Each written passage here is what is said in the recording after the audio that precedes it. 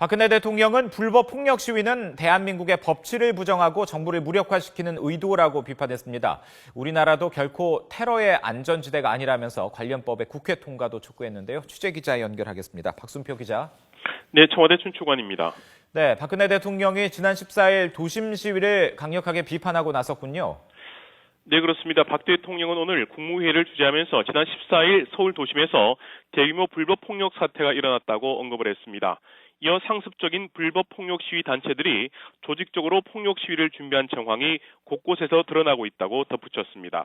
박 대통령은 그러면서 불법 폭력 시위는 대한민국의 법치를 부정하고 정부를 무력화시키는 의도라고 비판했습니다.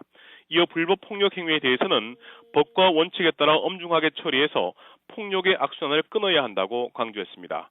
박 대통령은 특히 얼굴을 감추고 복면 시위를 벌이면서 불법 집회를 하는 것은 정부로서 더는 묵과할 수 없는 일이라고 덧붙였습니다.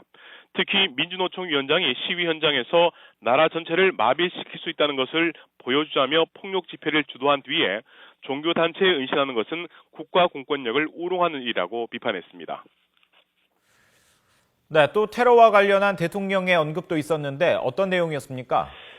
네, 박 대통령은 국무회의를 시작하면서 긴급히 회의를 소집한 것은 우리나라도 더는 테러의 안전지대가 아니라는 급박함 때문이라고 말했습니다. 그러면서 위조 요건으로 국내에 체류하면서 국제 테러 단체의 지지 활동을 벌이다 구속된 외국인을 예로 들었습니다. 박 대통령은 이어 테러 방지법, 통신비밀보호법, 사이버 테러 방지법 등 관련 법안 처리가 14년간 지연되고 있다고 비판했습니다. 그러면서 이번에 관련 법안들이 통과돼서 국민의 생명과 안전을 지킬 수 있도록 해야 한다고 강조했습니다.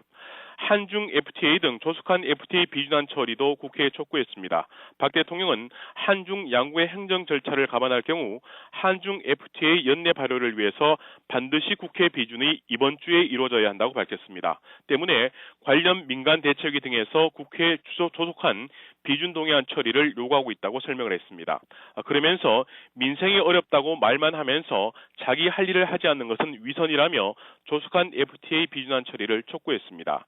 나아가 경제를 살리기 위해서는 국회와 정치권, 국민 모두가 힘을 합쳐야 한다며 국회가 다른 이유를 들어 경제의 발목을 잡는다면 직무유기이자 국민에 대한 도전이라고 말했습니다.